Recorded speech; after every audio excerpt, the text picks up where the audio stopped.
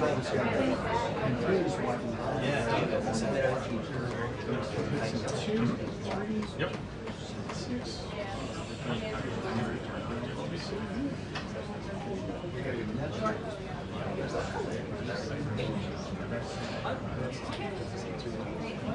No, the judge is speaking now.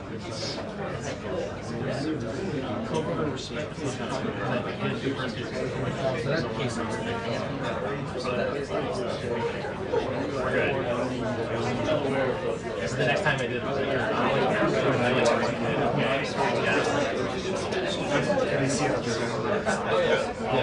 Yeah. During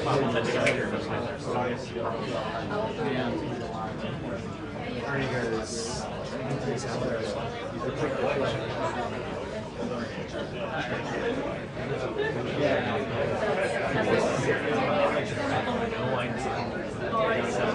Maybe not.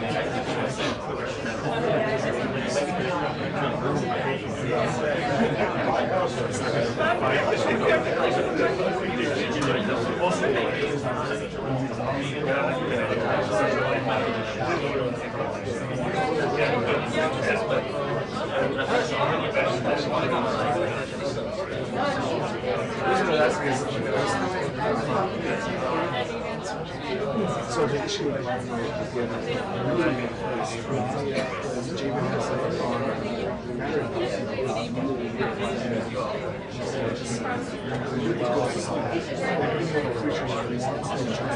right.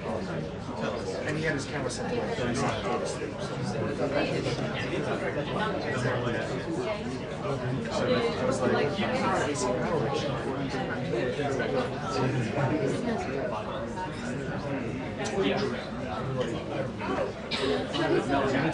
the Vince was going on his part. Big industry. He's like, but there's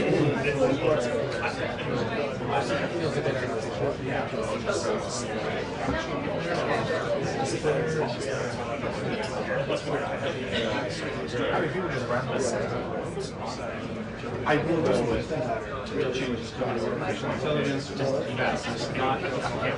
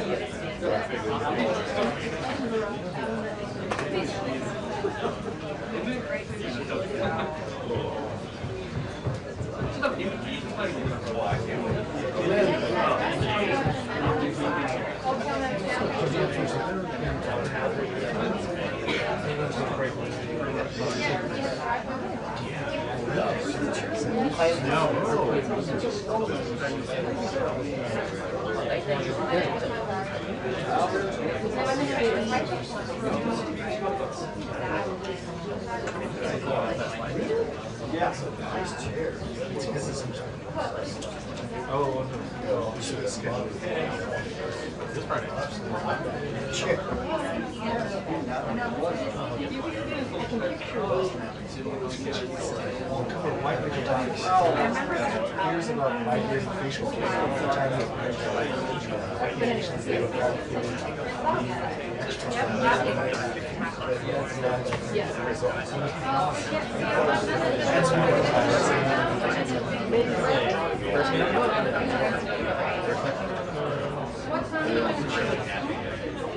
So what's that part just taking us?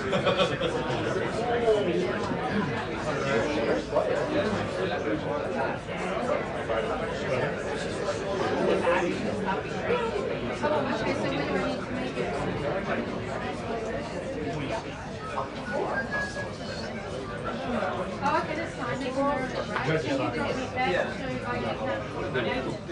So you've got okay.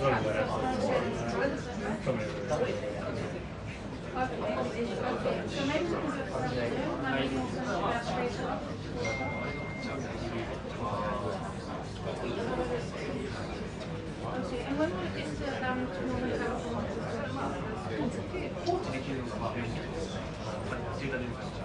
Oh, okay, so we'll be there.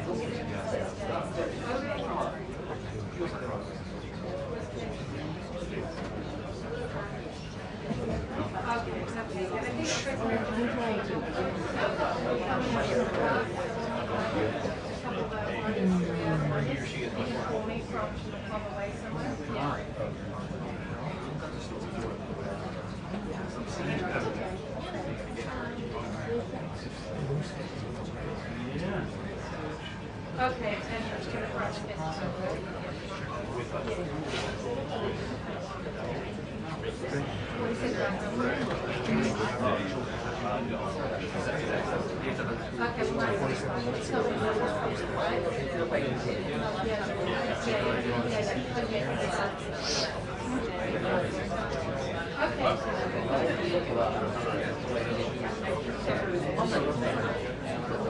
Okay, great.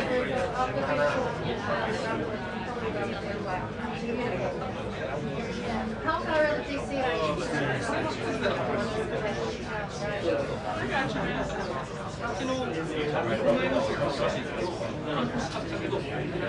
Okay, great. I think if we start checking. Thank you very much. Okay.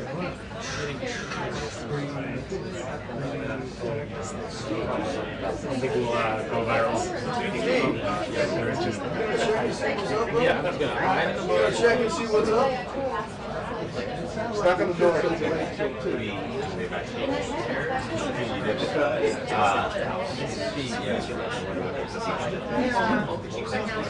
Judge is milking.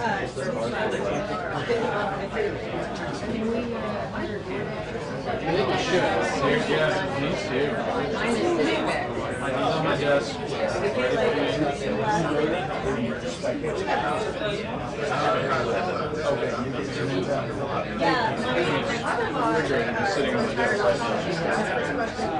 Are you feeling seasick? And I'm doing okay. There's like, you have to, when you look, when you're talking, you get your stuff. You look the same. Like I'm worried, I'm going to move my head and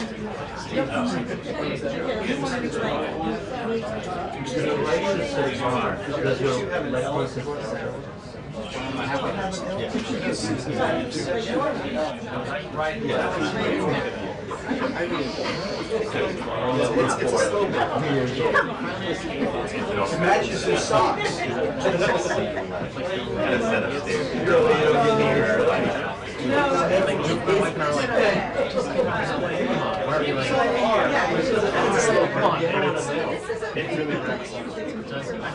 Right now we're like, we're taking our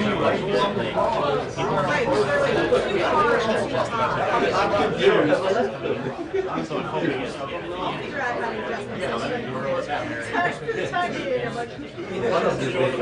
Where the entire can't imagine. No, they won't. It's good. It's been a minute,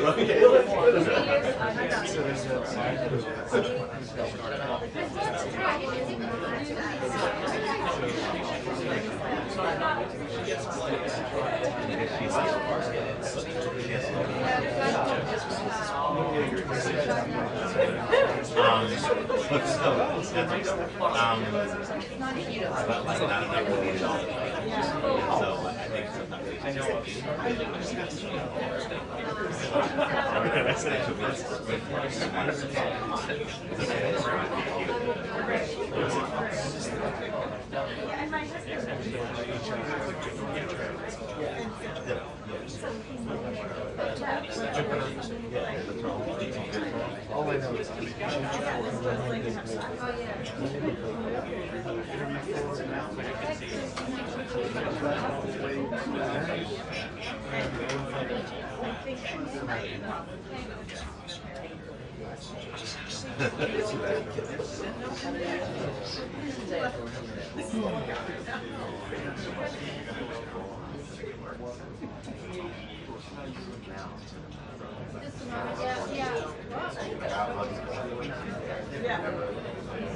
Then I wear the contract, you know, so like, this is what you want to be.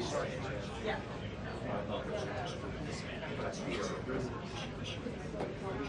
They're coming. They're coming. Okay, they are adjourned. They're adjourned. Is that in there? They're adjourned. They've adjourned. Move So. it adjourned. Can we adjourn? We're adjourned? Everybody can leave. That makes sense. We do a second function.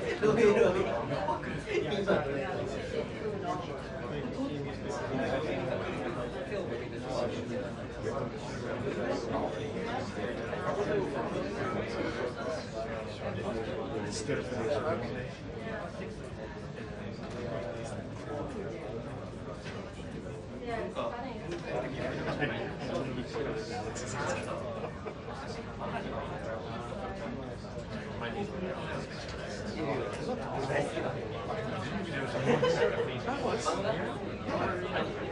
I was to Alex so the walk camera was so close to me. I was in between them and the chair. I was like this the whole time. And then yeah, I moved out and just I was like shooting good or something. Or was like hard on my back. Like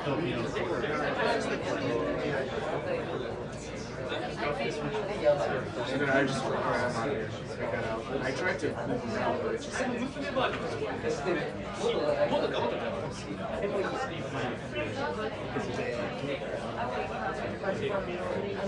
oh yeah.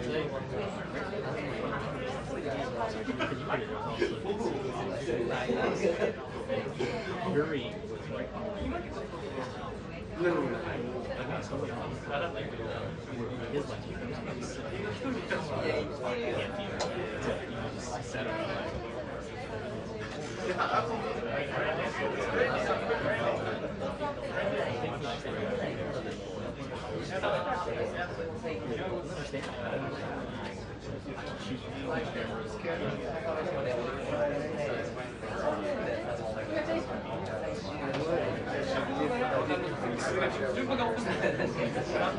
One question just like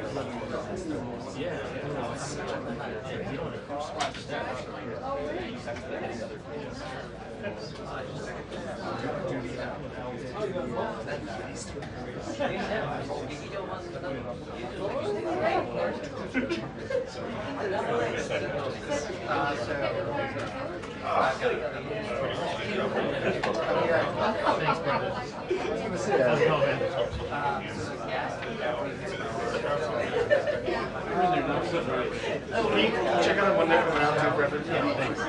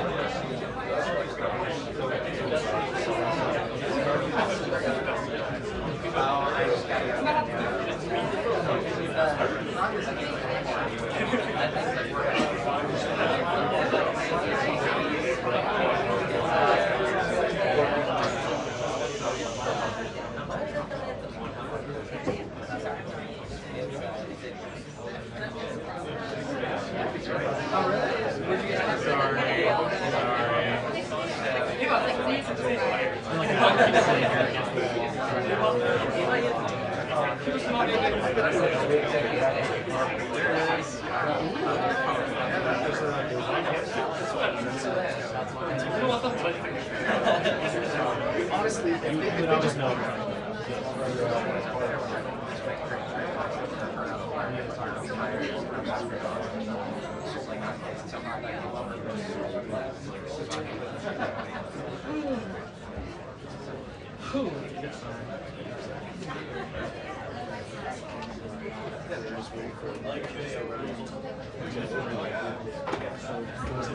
Well, no, they're putting his passport in the car.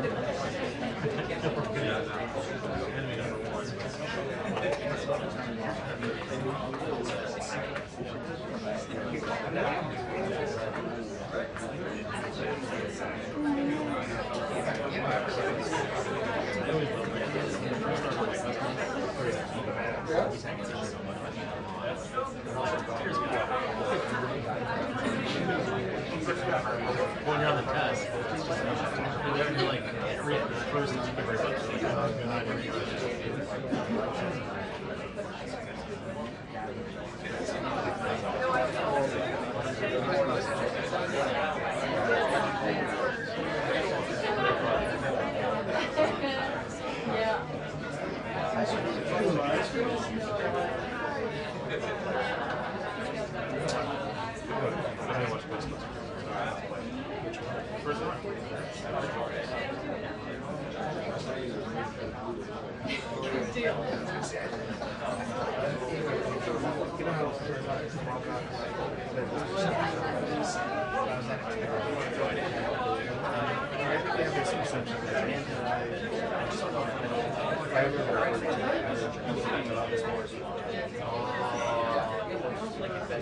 Yeah, I don't know how to like get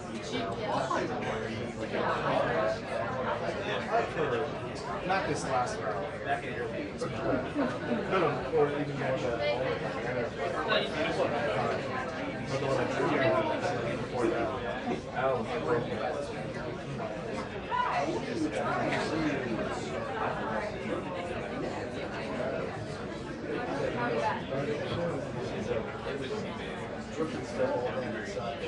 Do it now. 2 minutes until the briefing.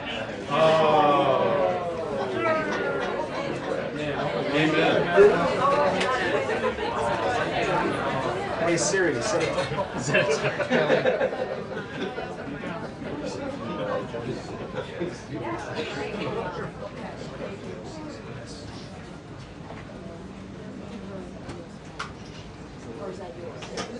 Oh, I'm sorry. Okay.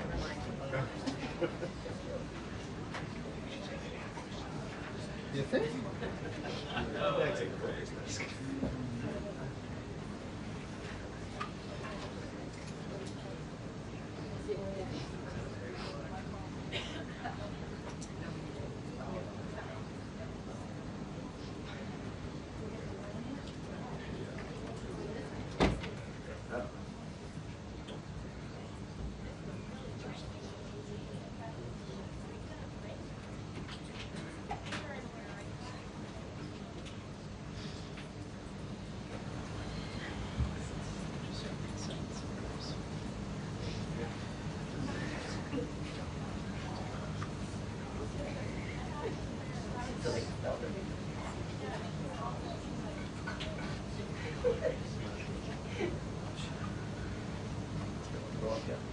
I didn't say that. But my lecture would actually something go up.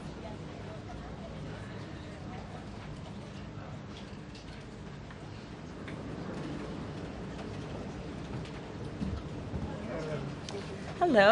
Good afternoon, everybody. We have a special guest with us today who will speak momentarily.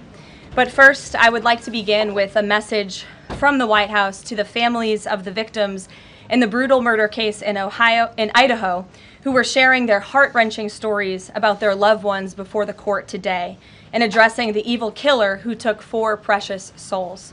We are so sorry for the grief and the pain you have experienced at the hands of such a vicious and evil killer.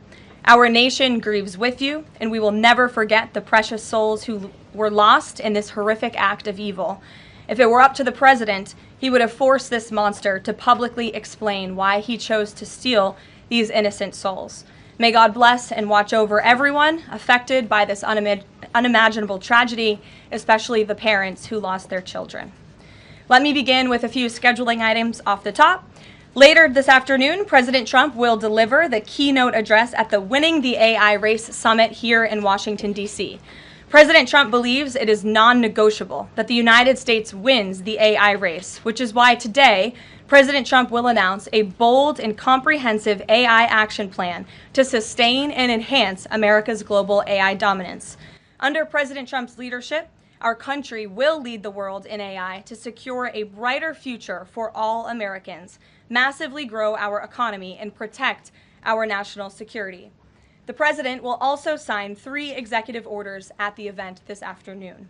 On Friday morning, President Trump will travel to Scotland for a working visit that will include a bilateral meeting with Prime Minister Starmer to refine the historic U.S.-UK trade deal. On the topic of trade, yesterday, President Trump accomplished something no other president has ever achieved.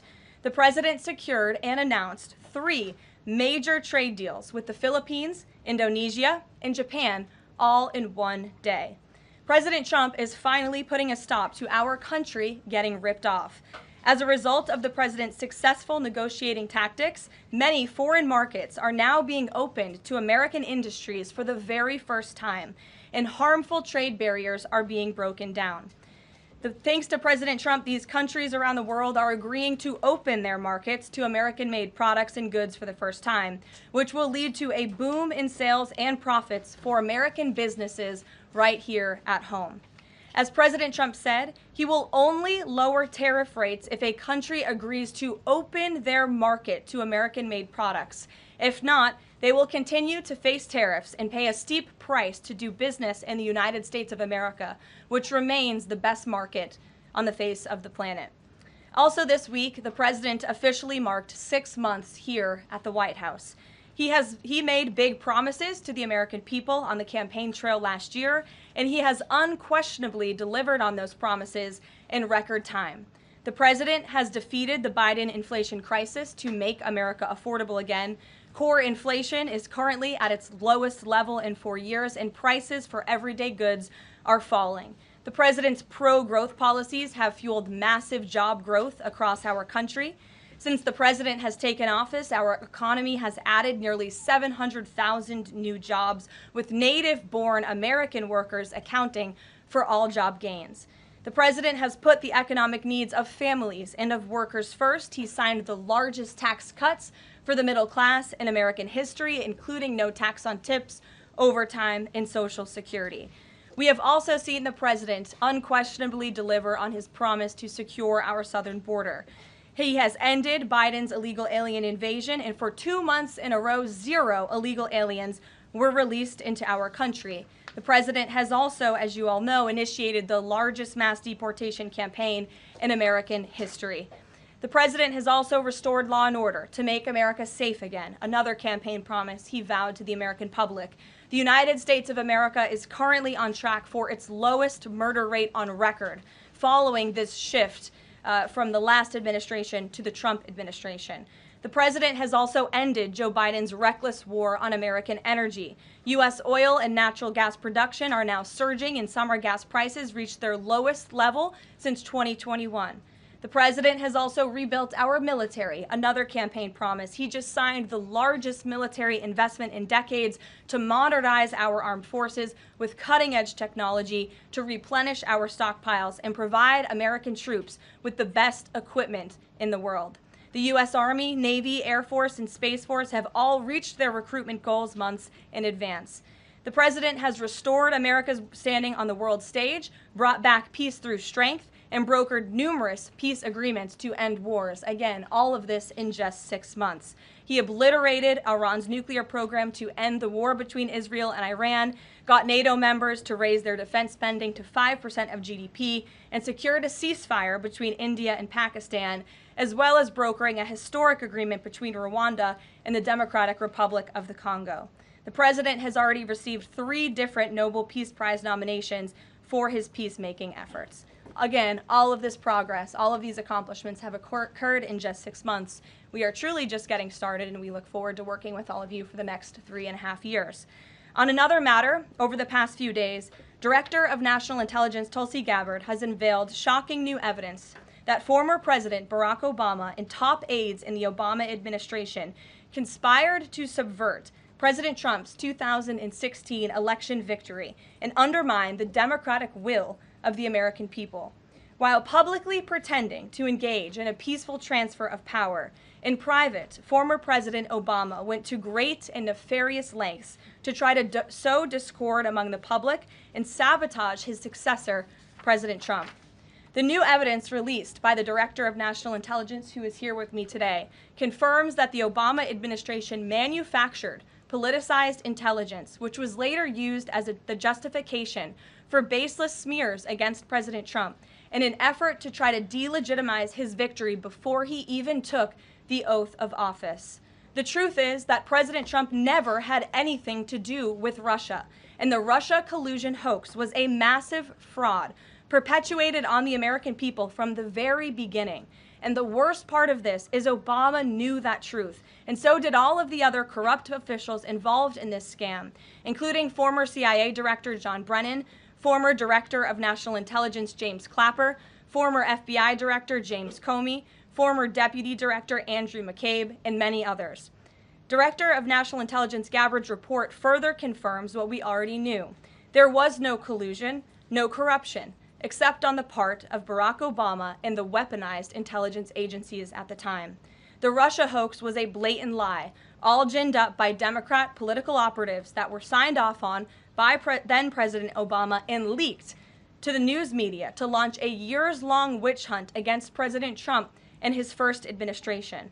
Allies of the president, including his own son, Donald Trump Jr., were disgustingly smeared as Russian assets, and some even had their lives destroyed because of this vicious lie. The president's first 2 years in office had this fake distraction hanging over it, and endless resources, time, and political capital were spent having to debunk these lies from the highest levels of our government. Now, nearly 10 years later, thanks to the declassification of documents by Director Gabbard, the truth has finally come to light. And this truth vindicates President Trump, his family, and his many allies and associates who were smeared with defamatory lies. President Trump was right from the beginning about all of this, and we are grateful that justice can be served. Now, we have even more damning evidence implicating those who tried to sabotage a duly elected president and did grave material harm to our republic. Thanks to additional important work done by CIA Director Ratcliffe, Committee Chairman Rick Crawford over the past few months, a newly declassified 2020 report prepared by the House Permanent Select Committee on Intelligence, which DNI Director Gabbard has declassified, found that the intel community did not have any direct information that Russian President Vladimir Putin wanted to help elect President Trump in 2016, and in fact, Russia was actively preparing for a Hillary Clinton victory. But at the unusual direction of Barack Obama at the time, the intel community published implausible intelligence suggesting otherwise. Why? To sabotage the incoming president. This is truly one of the greatest political scandals in American history. And reporters at legacy outlets, some of which are sitting in this room today, like the New York Times and the Washington Post, were ridiculously awarded Pulitzer Prizes for their perpetuation of this hoax. It's well past time for those awards to be stripped from the journalists who receive them. It is not journalism to propagate political disinformation in service of the Democrat Party and those in the intelligence community who hand over out of context and fake intelligence to push a false political narrative. I will now pass it over to the Director of National Intelligence, Tulsi Gabbard, to speak more about all of this, and then we will open it up for questions afterwards. Tulsi, thank you for being here. Thank you very much. Good afternoon. At President Trump's direction and with the support and coordination with the House Intelligence Committee Chairman Rick Crawford, today we've released a declassified Oversight Majority Staff report that was produced in September of 2020. The stunning revelations that we are releasing today should be of concern to every American. This is not about Democrats or Republicans. This has to do with the integrity of our democratic republic and American voters having faith that the votes cast will count. There is irrefutable evidence that detail how President Obama and his national security team directed the creation of an intelligence community assessment that they knew was false. They knew it would promote this contrived narrative that Russia interfered in the 2016 election to help President Trump win, selling it to the American people as though it were true. It wasn't. The report that we released today shows in great detail how they carried this out. They manufactured findings from shoddy sources. They suppressed evidence and credible intelligence that disproved their false claims. They disobeyed traditional tradecraft intelligence community standards and withheld the truth from the American people. In doing so, they conspired to subvert the will of the American people who elected Donald Trump in that election in November of 2016. They worked with their partners in the media to promote this lie, ultimately to undermine the legitimacy of President Trump and launching what would be a years-long coup against him and his administration. We're here today because the American people deserve the truth, they deserve accountability, and they deserve justice. The records that we released on Friday that were ODNI records, Senator Chuck Grassley's release on Monday of what is known as the Clinton Annex, which was an appendix to the Department of Justice Office of Inspector General's 2018 report, as well as the House Intelligence Committee's majority oversight report that we're releasing today, all come back to and confirm the same report. There was a gross politicization and manipulation of intelligence by the Obama administration intended to delegitimize President Trump even before he was inaugurated, ultimately usurping the will of the American people. I'm going to go over the key findings from the House Intelligence Report, which investigated the claims that were made by an intelligence community assessment ordered by President Obama and published in January of 2017. First, Putin's principal interests relating to the 2016 election were to undermine faith in the U.S. democratic process, not show any preference of a certain candidate. In fact, this report shows Putin held back from leaking compromising material on Hillary Clinton prior to the election, instead planning to release it after the election to weaken what Moscow viewed as an inevitable Clinton presidency. In the January 2017 intelligence community assessment that President Obama ordered, John Brennan, who was CIA director at the time, and the intelligence community intentionally suppressed intelligence that showed Putin was saving the most damaging material that he had in his possession about Hillary Clinton until after her potential and likely victory. The report goes into great detail about the information that Russia and Putin had on Hillary Clinton, which included possible criminal acts like secret meetings with multiple named U.S. religious organizations in which State Department officials offered, in exchange for supporting Secretary Clinton's campaign for the presidency, significant increases in financing from the State Department. They also had documents that showed the patronage of the State Department to State Department employees who would go and support Hillary Clinton's presidential campaign. There were high-level DNC emails that detailed evidence of Hillary's, quote, psycho-emotional problems, uncontrolled fits of anger, aggression, and cheerfulness, and that then Secretary Clinton was allegedly on a daily regimen of heavy tranquilizers. Then CIA Director Brennan and the intelligence community mischaracterized intelligence and relied on dubious substandard sources to create a contrived false narrative that Putin developed a quote-unquote clear preference for Trump. Brennan and the IC misled lawmakers by referencing the debunked Steele dossier to assess quote-unquote Russia's plans and intentions, falsely suggesting that this dossier had intelligence value when he knew that it was discredited. The intelligence community excluded significant intelligence and ignored or selectively quoted reliable intelligence that contradicted the intelligence community assessment's key findings on Putin's alleged support for Trump. Including this intelligence reporting would have exposed the ICA's claim as implausible, if not ridiculous. The intelligence community assessment omitted reliably sourced information, such as how some Russian intelligence officials were quote-unquote planning for candidate Hillary Clinton's victory, while others assessed neither Trump nor Clinton would respect Russia's interests. As was reflected in the ODNI documents that we released on Friday, multiple intelligence community assessments released in the months leading up to the November 2016 election concluded that Russia had neither the intent nor capability to impact the outcome of the U.S. election. On December 5th of 2016, the FBI and ODNI gave the House Intelligence Committee its first post-election classified briefing, in which there was no mention of Putin aspiring to elect Trump by either agency. The Presidential Daily Brief, drafted on December 8th of 2016, stated that no Russian or criminal actors impacted vote counts. This document was pulled just hours before it was to be published due to quote-unquote new guidance. If it had been published, it would have been briefed to both President Obama and President-elect Donald Trump. On December 9th, 2016, a National Security Council meeting was called to gather President Obama's senior national security officials, which included CIA Director Brennan, then Obama DNI James Clapper, Susan Rice, and others.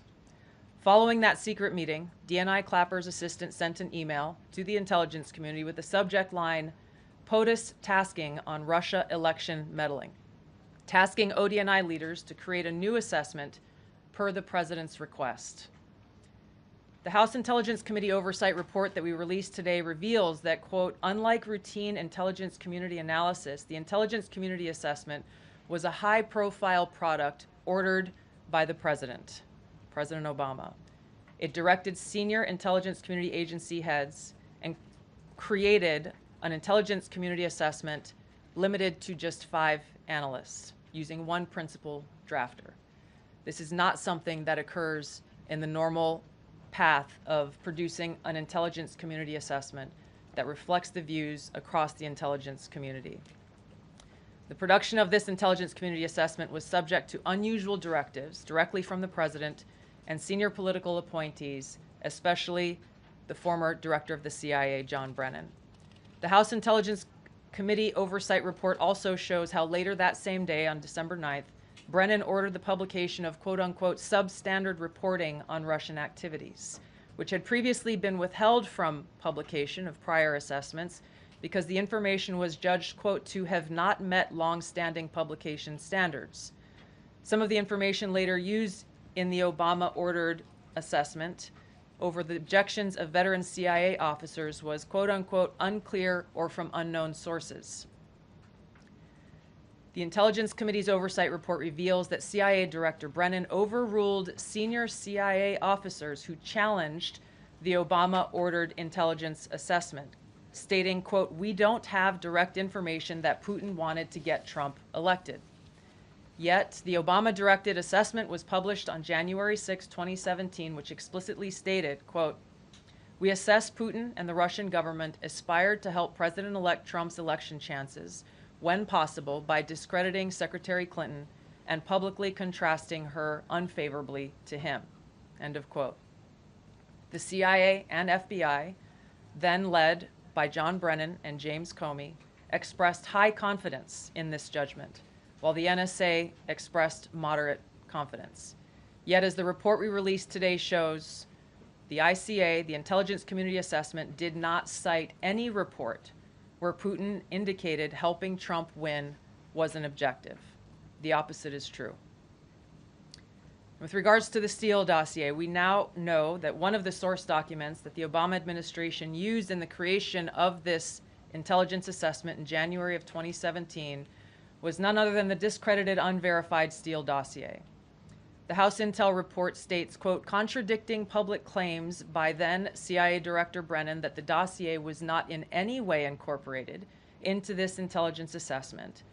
The dossier was referenced in the intelligence assessment's main body text and further detailed in a 2-page assessment annex. John Brennan lied, and he denied using this dossier in this intelligence assessment that President Obama ordered because he knew it was discredited. It was a politically motivated, manufactured document. He directed senior CIA officials to use it anyway. CIA officer told the House Intelligence Committee staff as they investigated this, quote, the director of the CIA, John Brennan, refused to remove it, and when confronted with the dossier's many flaws, responded, quote, yes, but doesn't it ring true? Even the bipartisan Senate Select Committee on Intelligence report published in 2020 criticized the FBI's handling of the Steele dossier, noting its completely unverified nature and purposeful sidestepping of intelligence community procedures in its use. Now, President Obama, Hillary Clinton, John Brennan, James Clapper, James Comey, and others, including their mouthpieces in the media, knowingly lied as they repeated the contrived narrative that was created in this January 2017 intelligence community assessment with high confidence as though it were fact. John Brennan, as CIA director, stated in a memo to his agency staff in December of 2016, saying, quote, "There is strong consensus among us on the scope, nature, and intent of Russian interference in our presidential election." This was reported by NBC News, confirming that Brennan, along with James Clapper and James Comey, agreed with the CIA's assessment that Russia intervened to help Trump win the presidency. As Obama's Director of National Intelligence, James Clapper was tasked with overseeing the creation of this assessment in January of 2017 by President Obama, and he expressed confidence in its findings. In a 2018 interview with the Harvard Gazette, he talked about how he provided Trump with the same classified assessment that President Obama received, which included the high confidence judgment that Putin directly ordered the hacking and election interference. Clapper then went on to add, "I think they, the Russians, actually influenced the outcome." This is a brief summary of the details that you'll find within the House Majority Staff's report in their investigation into the Obama-directed January 2017 Intelligence Community Assessment. That leads us to the very same conclusion that we announced in the release of our documents on Friday. The implications of this are far-reaching and have to do with the integrity of our democratic republic. It has to do with an outgoing president taking action to manufacture intelligence, to undermine and usurp the will of the American people in that election, and launch what would be a years-long coup against the incoming President of the United States, Donald Trump. Thank you. Well, thank you, Tulsi. And we do want to take questions on this topic while the director has time for this topic. She will leave. I'm happy to take questions on other matters after that. But if anyone has questions for Director Gabbard, you're welcome to ask them. We'll start with our new media seat as always. Emily, go ahead. Thank you. And Director Gabbard, this one is for you. Do you believe that any of this new information implicates former President Obama in criminal behavior? We have referred and will continue to refer all of these documents to the Department of Justice and the FBI to investigate the criminal implications of this. For even former The President evidence, Obama? correct. The evidence that we have found and that we have released directly point to President Obama leading the manufacturing of this intelligence assessment. There are multiple pieces of evidence and intelligence that confirm that fact. Ed, go ahead. Director Gabbard, thank you. So just in, two questions, but to begin on that. The president yesterday, you've inferred that the former president helped lead a coup. Based on what you now see, do you believe President Obama is guilty of treason? I'm leaving the criminal charges to the Department of Justice. I am not an attorney, but as I've said previously, when you look at the intent behind creating a fake manufactured intelligence document that directly contradicts multiple assessments that were created by the intelligence community, the expressed intent and what followed afterward can only be described as a years-long coup and a treasonous conspiracy against the American people, our republic, and an attempt to undermine President Trump's administration. The Senate Intelligence Committee spent several years looking into this and unanimously agreed in a bipartisan fashion, Secretary of State Rubio was a member of that committee, that there was no political interference. There was a years-long Justice Department investigation into this as well that also concluded no political interference. So help us, from a 50,000-foot level, explain, what do you now have that refutes those two conclusions? I will encourage you, in my role as the Director of National Intelligence, my job, again, as I said when I came into this role, was to make sure that we are telling the truth to the American people and that we are ensuring that the intelligence community is not being politicized. So I'm not asking you to take my word for it. I'm asking you in the media to conduct honest journalism and the American people to see for yourself in the documents that we've released now, close to 200 pages, that point in multiple references, multiple examples, to include comments that have been made by senior intelligence professionals, who are some still working within these agencies today, that confirm the conclusions that we have drawn, that President Obama directed an intelligence community assessment to be created to further this contrived false narrative that ultimately led to a years-long coup to try to undermine President Trump's presidency. And it's your belief John, that go those ahead. two previous investigations missed that or covered it up? I'm telling you to look at the evidence. Look at the evidence, and you will know the truth. John. Thanks, Caroline. Thanks, Director Gabbard. You declassified these documents, if I'm not mistaken, Friday of last week, correct? We released them on Friday of last week, the first tranche, yes. This isn't the first time that President Trump has been president of the United States. He was president from 2017 to 2021. Couldn't the prior DNI under President Trump have declassified these documents? And why didn't that DNI do that at that time? I can't speak to what happened there. There were several DNIs under the first Trump administration. President Trump faced many challenges from those who were working in the government who sought to undermine his presidency. That's been clearly detailed. What I can speak to is the fact that this was one of the first things that we started to investigate here within this Trump administration and have released the results upon the conclusion of our investigation. And then my second question has to do with what intelligence agencies around the world have said about Russia, that they have tried to influence elections in the United States, in France, in Germany, in the UK. Do you disagree with that? Do you believe that Russia is a bad actor as it relates to trying to influence elections? I'll point back to the intelligence that President Trump has ordered declassified, that we have declassified and released, that the intelligence reflects Russia's motives were to try to sow discord and chaos within the U.S. election, which is a clear distinction from showing a preference for or against a specific candidate, which is what the Obama manufactured intelligence document alleges, that Russia preferred Donald Trump and tried to help Donald Trump get elected. Again, going back to the most important point here, with the intent to undermine the legitimacy of President Trump's election and therefore subvert the will of the American people who chose to send him to the White House. Reagan. Thanks, Caroline. Director Gabbard, Reagan Reese with the Daily Caller. You laid out that the documents revealed that the Obama administration did not publish a December 2016 presidential daily briefing that demonstrated that Russia did not steal the election. Trump was receiving these briefings at the time because he was president-elect. Are you of the view that that information was kept out of the briefing because then President-elect Donald Trump would have seen it? I don't have any documents that speak to exactly what the new guidance was that was given as the reason for pulling that document, which, by the way, still has never been published until we released it last week, Friday. One could assume that they didn't want President Trump to see a document that came from the intelligence community that would contradict the Russia hoax narrative that began through the Hillary Clinton campaign with the Steele dossier. One more. Maybe either for you or Caroline. The president said yesterday that Obama committed treason. Do you or the White House believe that the Supreme Court's immunity decision protects Obama from prosecution? Look, I can speak to the president's feelings on this matter. He spoke to all of you yesterday in the Oval Office, but I also spoke to him about this morning.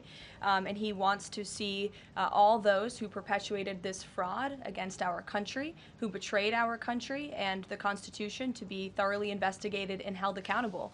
And it's been 10 years of this. And I would just add, based on everything the director has said and declassified, all of you in this room should go through it and take a look at this report and review the intelligence, because unfortunately that hasn't happened. And many of the people who perpetuated this hoax, Clapper, Andy McCabe, James Comey, and many others have been hired by major networks in this room to go on television and continue to spew these lies, knowing that they are lies. And if you all recall, just flashback to 2016 and the years after, the entire Trump 1 presidency was embroiled in this scandal that was perpetuated by the Democrat Party. And you had major Democrat Party officials in this city, namely Adam Schiff, Hillary Clinton, Elizabeth Warren, who went on television and told the American people, Donald Trump is an asset of Russia. It was a lie. They always knew it. Hillary Clinton herself said that President Trump would be a puppet for Putin. Senator Tim Kaine at the time called President Trump Vladimir Putin's defense lawyer. Adam Schiff stated, and one of the worst things a lawmaker can do is to tell the American people, I know something you don't know, it's just classified and I can't tell you. And that's what he said. I can tell you that the case is more than that. I can't go into the particulars, but there is more than circumstantial evidence now. And not enough people in this room, not enough journalists in this country pushed Adam Schiff to say, what are you talking about? What evidence do you have? Everybody just ran with the lies, and it led to impeachments. It led to the division of our country. Unfortunately, so many Americans, from listening to outlets in this room, believed in these lies. And it's a complete scam, and it's a scandal, and the president wants to see accountability for that. Phil. Thank you. Question for Director Gabbard. A spokesperson for former President Obama said in a statement earlier this week, quote, nothing in the documents issued last week undercuts the widely accepted conclusion that Russia worked to influence the 2016 election, but did not successfully manipulate any votes. How do you respond to critics like former President Obama and also others on the Hill who say that the administration is conflating apples and oranges here, conflating allegations of actual hacking of voter machines and allegations of interference generally? I think it's a disservice to the American people that former President Obama's office and others who are criticizing the transparency that is being delivered by releasing these documents. They are doing a disservice to the American people and trying to deflect away from their culpability in what is a historic scandal and negative action towards the American people and our democratic republic. The answer to that statement can very clearly be found throughout all of the documents that we have released. Again, showing that Russia has took action to try to sow discord in the election, but showed no preference for or against any singular candidate. You've long been an opponent of weaponization in government. How do you respond to criticism that referring Obama administration officials and even potentially the former president is just more weaponization and this is a potential race to the bottom? I think that's a very disrespectful attack on the American people who deserve the truth. They deserve to have faith and trust in the integrity of our democratic republic, which has been undermined by President Obama through his direction of this manufactured fake intelligence document, knowing that it was filled with lies and knowing that it would and could then be used for all of the actions that came after. Karoline, and I would just add, there needs to be accountability for that weaponization, Phil, that we've seen. And no one has been a victim of the weaponized government more than President Trump, not just because of this political scandal. You all recall his house was raided. So I think, it's very disingenuous for people to say, how dare they speak of former President Obama about this based on evidence and based on intelligence when the former president of the United States, Donald Trump's home was raided, when he was forced to sit in a Manhattan courtroom and many other courtrooms across the country for crimes he never committed, when he was impeached and indicted, and the entire country witnessed that. That's the weaponization of justice. Now the president is back because the American people see the truth. Nearly 80 million Americans reelected him back to this office, and he believes that we need to have justice and accountability. And I think the nearly 80 million Americans who reelected him agree with that. Caitlin. Thank you, Caroline. Two questions for Director Gabbard just on this. Director Gabbard, you referenced the past intelligence reports and assessments on this, including that 2017 one that was signed off, as Ed noted, by every Republican on the Senate Intelligence Community, including the acting chair of the time, now Secretary of State Marco Rubio, who said in a statement that they did not find any evidence of Russian collusion, but they did find, however, is very troubling, and they found irrefutable evidence of Russian meddling. One, are you saying that he's wrong in that statement that he made then? And secondly, What would you say to people who believe that you're only releasing these documents now to improve your standing with the president after he said that your intelligence assessments were wrong? Well, first I want to correct something that you stated, which was citing the Senate Intelligence Committee's report as being one and the same. I think you said the intelligence community. The Senate Intelligence Committee has a very different function than the Office of the Director of National Intelligence. The evidence and the intelligence that has been declassified and released is irrefutable. I'm going to let Karoline speak to Secretary Rubio. I'll speak to both questions. First, on Secretary Rubio, he put out a statement in 2020 following that Senate Intelligence Committee report, and he said what they found is troubling. We found irrefutable evidence of Russian meddling, which the Director of National Intelligence just confirmed for all of you, that Russia was trying to sow distrust and chaos. But what's the outrage in this that Secretary Rubio did not say at the time, the Democrats were saying at the time, is the fact that the intelligence community was concocting this narrative that the president colluded with the Russians, that the president's son was holding secret meetings with the Russians, all of these lies that were never true. And he also said at that time, we discovered deeply troubling actions taken by the FBI under Comey, particularly their acceptance and willingness to rely on the Steele dossier without verifying its methodology or sourcing. The Steele dossier that many outlets in this room ran as the gospel truth, and it was cooked up and paid for by the Clinton campaign. As for your second question, Caitlin, I think who is saying that she would release this to try to boost her standing with the president? Who has said that? Well, the president has publicly undermined her when it came to Iran. He said she was wrong. He told me that she didn't know what she was talking about. That was on Air Force One on camera. The only people who are suggesting that the Director of National Intelligence would release evidence to try to boost her standing with the president are the people in this room who constantly try to sow distrust and chaos amongst the president's cabinet, and it is not working. I will just answer your question directly. I am with the President of the United States every day. He has the utmost confidence in Director Gabbard. He always has. He continues to, and that is true of his entire cabinet, who is all working as one team to deliver on the promises this president made. Does anyone else have questions for Director Gabbard? And then we'll turn it over to a couple other questions. Christian, go ahead. Yeah, thank you. Director Gabbard, two follow-ups on questions that have been asked. You mentioned the previous DNIs during the president's first term. One of them reports to you right now, if I'm not mistaken, John Ratcliffe. So have you not spoken to him about why this information was not declassified during the first term? He was in that position for a very short period of time. The work that began back then, we have picked up and absolutely completed. We are continuing to investigate this. Additional whistleblowers are now coming forward because they see an opportunity for the truth to come to light. And as Karoline said, for real accountability to be brought forward. The accountability is the essential part of this. We can show the truth, reveal the truth. The accountability needs to occur to be able to start to restore that trust in the integrity of our democracy. And then just quickly, I know you said you would leave the charging to DOJ, but the statute of limitations on conspiracy is 5 years. So what else could they possibly pursue besides treason? I think that's a great question for Attorney General Pam Bondi. We're providing all of the evidence, all of the intelligence that we have, both redacted and unredacted versions, referring it to the Department of Justice and the FBI. We'll take one more. Charlie, go ahead. How credible was the information about Hillary Clinton's power from you? The report said that it was from sourced from the DNC. Have you seen that information, or do you think that maybe Russia was overemphasizing what they had? All I have seen is what the Intelligence Committee have reported through their investigation. I think the underlying point there is that we understand from intelligence what Russia said that they had. And the important point here is that if they were trying to influence the election, as President Obama and James Clapper and John Brennan, everybody said they were doing in order to support Donald Trump's election, they would have released the most damning of that information, some of which I detailed here. You'll find the rest in the report, prior to the election to help Donald Trump win.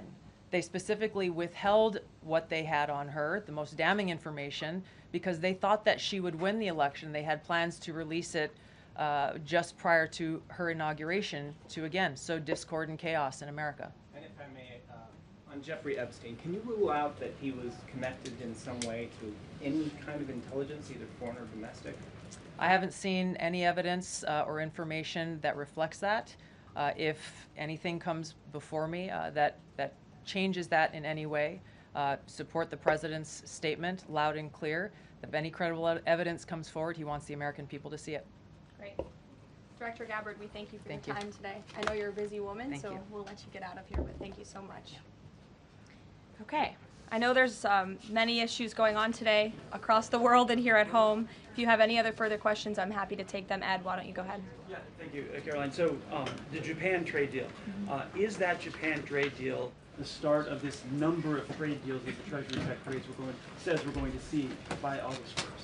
I think it is. I mean, as you said, we had Japan yesterday. We also had Indonesia, and we had the Philippines as well. The president announcing all three. He came in as the closer in all three of those. I've said many times from this podium that the president's trade team has been in active talks and discussions with many countries around the world, and you've all been anxiously awaiting what those countries were. Now you know three of them, and there's many, many more to go. We have now sent 25 letters to countries around the world. But just to reiterate this Japan deal, for those at home who may have missed it, Japan will now pay a 15% tariff versus the reciprocal rate of 24% that they initially had. Auto and auto parts tariffs have been reduced to 15%, but the centerpiece of this deal now is the president got Japan to commit to $550 billion in investments to revitalize American industries. And these funds will be spent at President Trump's discretion and direction into key industries such as energy, semiconductors, critical minerals, pharmaceuticals, and shipbuilding. And the U.S. will retain 90% of the profits from any investments made by this $550 billion fund. This was originally a $400 billion investment that President Trump then negotiated to an increase of $150 billion, making it a $550 billion deal for the American people. And I just want to emphasize, Ed, I see you have a follow-up, but it's very important. Japan has agreed to open their markets to many very key sectors in American-made products that have really faced very strict tariff and non-tariff barriers prior. So thanks to the president, Japan's markets will now be open to American-made products and goods. This is big news for our tech companies and our farmers as well. On Monday, the Treasury Secretary is going to Stockholm to talk to the Chinese delegation. What does the president hope to get out of that meeting? Are there deliverables? I won't speak to any deliverables or set expectations. I'll let the Secretary of Treasury do that. But I did speak to him yesterday about his upcoming trip, and he looks forward to continuing discussions with his Chinese counterparts. The president has ensured that we have a good continuing working relationship with China that benefits the United States. And so the Secretary of Treasury will be obviously discussing those key matters, but I'll let him set the expectations. One more, if I may. Sure. Given what the DNI just said and laid out, does President Trump believe that President Obama should go to jail for something? Look, the president believes that this matter needs to be thoroughly investigated, and anyone convicted of crime should be held accountable in this country. Go ahead. Special Envoy Wickoff is headed overseas again. Good to see you, Olivia. I haven't seen you since the campaign trail. trail. It's good to see you. He's headed back overseas. Can you give us a sense of what the marching orders are to some of the people he'll be meeting with, and specifically as it relates to Gaza and ongoing talks there? Yes, Special Envoy Wickoff is headed to Europe, where he will meet with key leaders from the Middle East to discuss the ongoing ceasefire proposal to end this conflict in Gaza and to release the hostages. These are very sensitive negotiations that are currently taking place.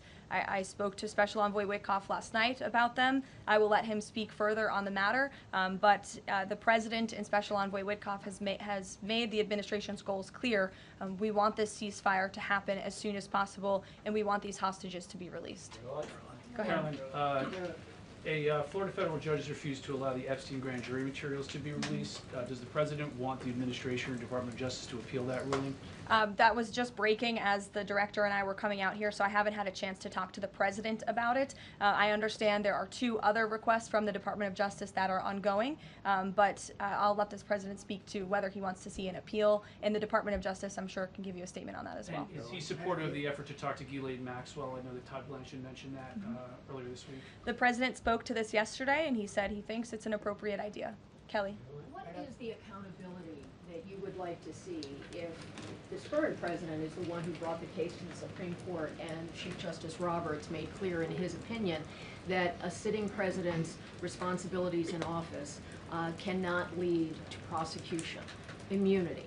So what is it the President Trump wants regarding President Obama, given that fact? And the special counsel at the time, Durham, when that Supreme Court matter was not in effect, could have charged anyone and did not. So on those 2 points, how do you respond? Look, the president has made it clear that he wanted these documents to be declassified. He wanted the American people to see the truth, and now he wants those who perpetuated these lies and this scandal to be held accountable. As for what accountability looks like, as the director said, it's in the Department of Justice's hands, and we trust them to move this ball forward. Well, you would agree Stephanie. President Obama cannot be charged based on that immunity. Again, I'll leave that to the Department of Justice. Stephanie. In light of the Japan deal, are sectoral tariffs now up for negotiation with trading partners? And in a similar note, are these negotiators asking for investment funds, sort of like what Japan had agreed to? As for sectoral tariffs, I understand that the president continues to be in talks with our Secretary of Commerce. We have made commitments on various sectoral tariffs, as you know. The Department of Commerce has initiated studies to then move forward with implementing those sectoral tariffs. So I would defer you to them for further comment. Question, tariffs? Meredith. I wanted to ask if the White House has any update on the Commerce Department employee who's been detained or banned from exiting China, and if there are any efforts to get him out. I can assure you and the American people that the administration is actively monitoring the situation and engaged, but typically we don't comment on individual cases like this as we are sorting them out. Sure. Yes. Behind you, Dr. Harper, sorry. Go ahead, to the lady sitting down in the blue, yes. Okay. What's your name? What's your name? My name is Karoline also. Karoline Leavitt with the Center Square. Great. So Republicans in the Senate today said that they are pulling back on legislation to impose sanctions on Russia after the president said he wants to act unilaterally. Can you elaborate on what the president intends to do? Look, the president has been in very close communication with his friends in the Senate, particularly Senator Lindsey Graham, on this issue. But the president has always maintained, he's the commander-in-chief and the president for a reason, and he has been deeply involved in this conflict since the beginning. And so any decisions that are made with respect to sanctions, the president wants to reserve that authority and that right to himself. Jasmine. Thanks, Caroline. 2 questions for you. The first on AI. Does President Trump support federal agencies contracting with Elon Musk's AI company? I don't think so, no. Okay, so he would want the DOJ to then cancel the contract with your office? I'll talk to him about it, yes. And my second question, just, obviously the developments with the Epstein case with the judge, but I wonder, has the White House counsel, the DOJ explored any other documents that could be released to the public that don't have to do with that grand jury testimony? To my knowledge, the Department of Justice has moved forward with the request to unseal that grand jury testimony, and as you know, they have also moved forward with interviewing Ms. Maxwell, which I believe will be taking place very soon. Go ahead. Sure. Thanks, Caroline. I have a question about Paul Ingracia, the OSC nominee who faces a Senate committee hearing tomorrow.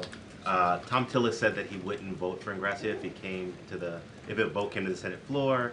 24 worker advocacy groups have said that they don't support his nomination. What is the White House planning to do to sort of turn the tide or convince legislators that they should vote for him? The White House is always in communication with members of both the Senate and the House, and we stand by the president's nominees.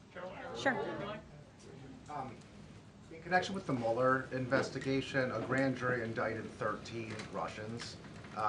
President Putin has said he will never extradite those men. Given the new information that Ms. Gabbard has found, what's the administration's position on that case? Should those charges be dropped? I don't have an update for you on that case, but I'll check in with the National Security Council and our team will get you something. Sure. Thank you so much. So Fani Willis and Jack Smith separately, they both charged President Trump with conspiracy to defraud the United States and a conspiracy to overturn the 2020 election. It now turns out we're confirming that Obama and his cronies were doing that the whole time in 2016 on a massive scale, falsifying documents and having their intel agencies do this. What does this what does this say about the 2020 election? And also, yeah, what's your thoughts on the irony here? There is a lot of irony, especially for the party of the Democrat Party, who claims to be for democracy. We often heard throughout the 2024 campaign they were calling this president a threat to democracy. And now I think the declassification of all of these documents proves that they were indeed the true threat to democracy. And as I said repeatedly today, there needs to be justice and accountability for that. You all will hear directly from the president later this afternoon at the AI Summit here in Washington, D.C., scheduled to speak later in a few hours. So we will see you all there. Thank you very much.